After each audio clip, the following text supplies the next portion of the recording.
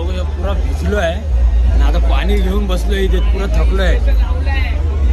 एवढा खतरनाक तिथे गरम होत होतं ना हे बघा पुरा भिजलोय बघा अवतार बघा काय झालं आहे हालत ट्रॉफिक क्लिअर करून करून हालत झाली आहे चिंचपोकळीचा चिंतामणी मला वाटत नाही पुढच्या वर्षी मी येईन चिंतामणीच्या आगमनाला पण आपण असं दर्शन घ्यायला येऊ नंतर गणपतीच्या ह्याच्यामध्ये तर चला भेटूया पुढे व्हिडिओमध्ये